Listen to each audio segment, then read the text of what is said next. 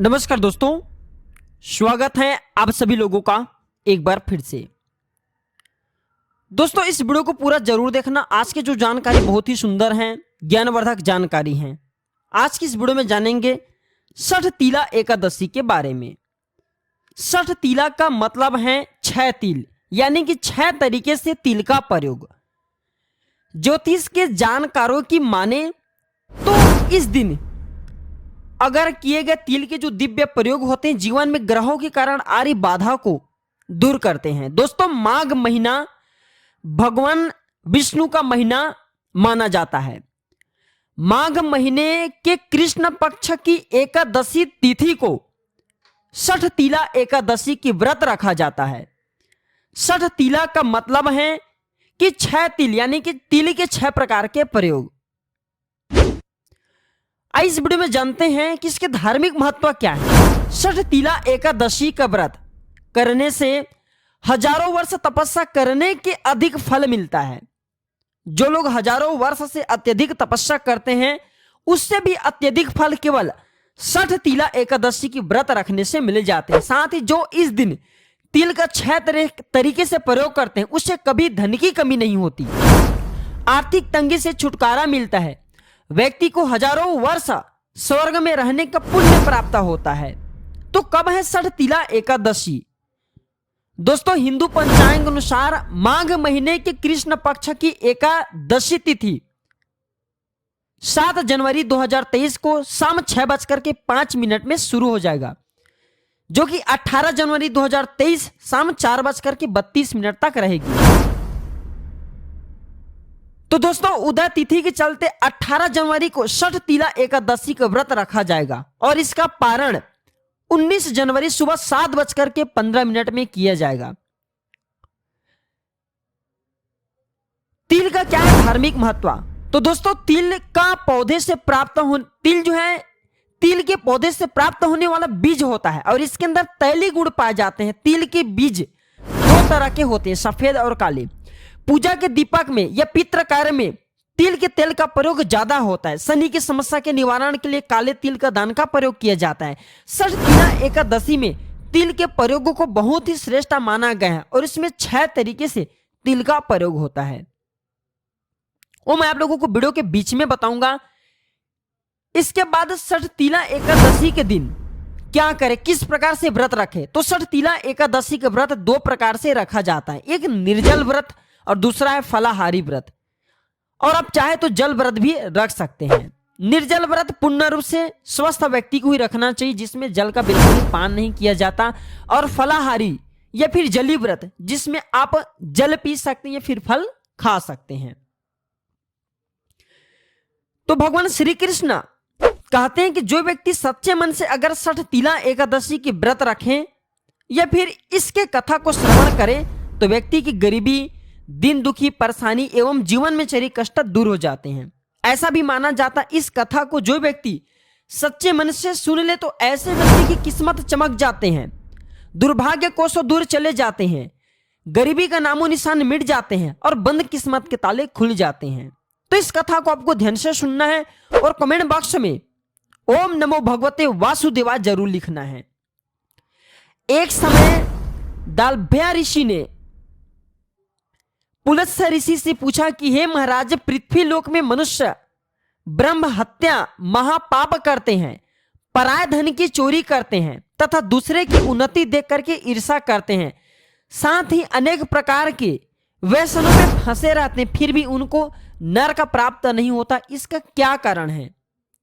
वे न जाने कौन सा दान पुण्य करते हैं जिससे उनके पाप नष्ट हो जाते हैं। ये सब कृपा पूर्वक आप कहिए। पुलत्स्य मुनि कहने लगे कि हे महाभाग, आपने मुझसे अत्यंत गंभीर प्रश्न पूछा है, इससे संसार के जीवों का अत्यंत भला होगा। इस भेद को ब्रह्मा, विष्णु, रुद्र तथा इंद्र आदि भी नहीं जानते, परंतु मैं आपको यह गुप्त तत्व अवश्य बता रहा हूं। उन्होंने कहा कि माघ मास में लगते ही मनुष्य को स्नान आदि करके शुद्ध रहना चाहिए, इंद्रियों को अपने वश में रखना चाहिए, काम, क्रोध, लोभ, मोह, अहंकार, ईर्ष्या तथा द्वेष आदि का त्याग कर भगवान का स्मरण करना चाहिए। पुष्य नक्षत्र में गोबर, कपास, तिल मिला करके उनके कंडे बनाना चाहिए और उन कंडों से 108 बार हवन करना चाहिए। उस दिन मूल नक्षत्र हो और एकादशी तिथि हो तो अच्छे पुण्य देने वाले नियमों को ग्रहण करना चाहिए। स्नान नित्य क्रिया से निवृत्त होकर के सब देवताओं के देव भगवान का पूजन करना चाहिए, विष्णु जी का पूजन करना चाहिए, एकादशी का जो व्रत है वो धारण करना चाहिए और रात्रि को जागरण करना चाहिए। उसके दूसरे दिन धूप दीप नैवेद्य आदि से भगवान का पूजन करके खिचड़ी का भोग लगाना चाहिए। तत्पश्चात पेठा, नारियल, सीताफल, सुपारी या फिर जो मौसमी फल है इसे बिल्कुल ही भगवान के स्तुति में, भगवान के श्री चरणों में अर्घ दे करके उनका स्तुति करना चाहिए, समर्पित करना चाहिए। हे भगवान, अब दिनों को शरण देने वाले हैं, इस संसार सागर में फंसे हुए का उद्धार करने वाले हैं। हे पुंडरीकाक्षा, हे भगवान, हे पूर्वजों की आत्मा को तानने वाले लक्ष्मीपति, मैं आपको प्रणाम करता हूँ, कृपया मेरे अर्घ को ग्रहण करें। इस प्रकार से प्रार्थना करना है। इसके पश्चात जल से भरा कुंभ अर्थात घड़ा ब्राह्मणों को दान करे तथा ब्राह्मणों को श्याम गौ और तिल पात्र देना भी उत्तम है। तिल स्नान और भोजन दोनों ही श्रेष्ठ है। इस प्रकार जो मनुष्य जितने तिलों का दान करता है उतने ही हजारों वर्ष तक स्वर्ग में वास करता है। इस प्रकार षठ तिला एकादशी के महत्व है।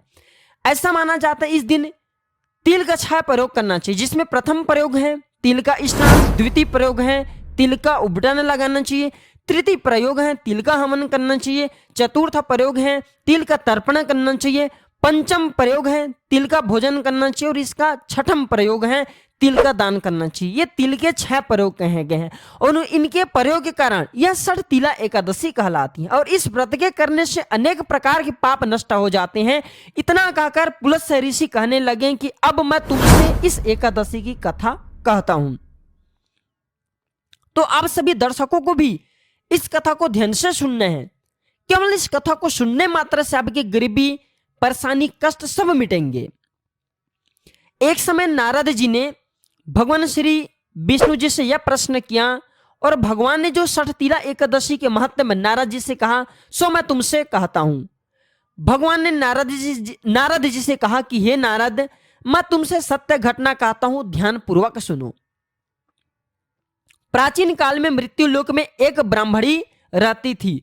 वह सदैव व्रत किया करती थी। एक समय वह 1 मास तक व्रत करती रही। इससे उसका शरीर अत्यंत दुर्बल हो गया। यद्यपि वह अत्यंत बुद्धिमान थी तदपि उसने कभी देवी देवताओं या ब्राह्मणों के निमित्त अन्न या धन का दान नहीं किया था, किंतु वह बहुत ज्ञानी थी।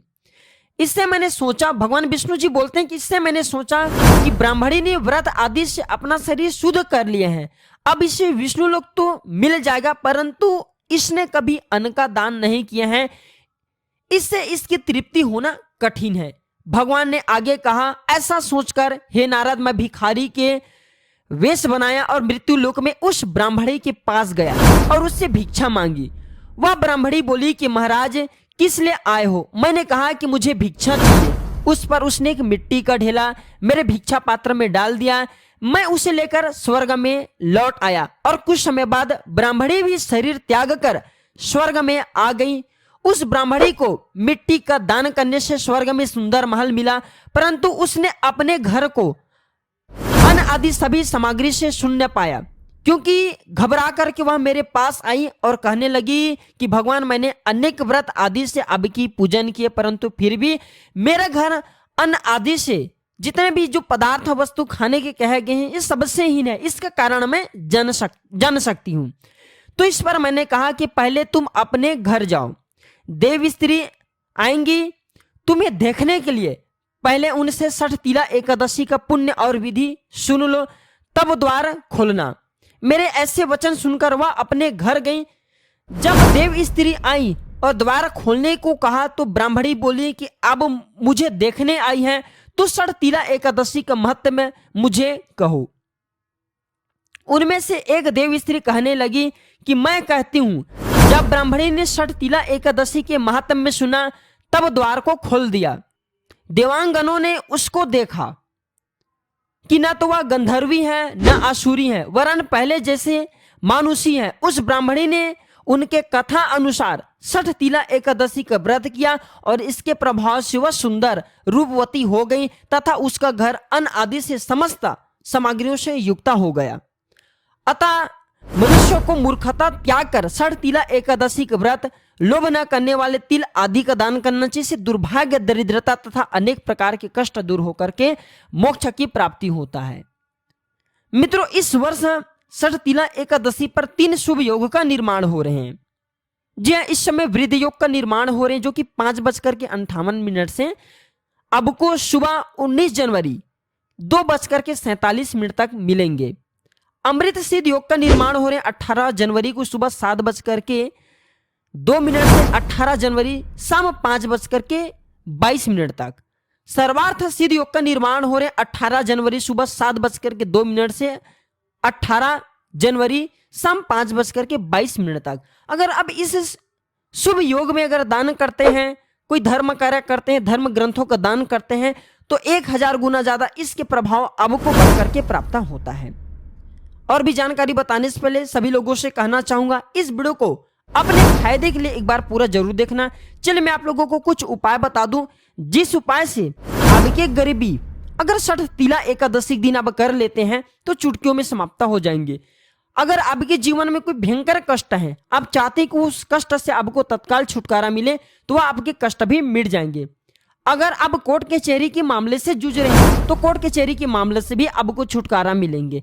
इतना ही नहीं, अगर आप लंबे समय से बीमार हैं तो आपकी बीमारी भी दूर होंगे। चलिए मैं आप लोगों को तिल के प्रयोग बता रहा हूं, जिस प्रयोग से आपको बहुत ही लाभ होगा। षठ तिला एकादशी के दिन तिल से स्नान करने का विशेष महत्व होता है, इसलिए इस दिन तिल के थोड़ी सी तिल नहाने के पानी में डाल करके स्नान करें और भगवान विष्णु जी का ध्यान करें, तो ऐसा करने से आपके दुर्भाग्य दूर होगा। बिल्कुल ही तिल का प्रयोग जरूर कीजिए।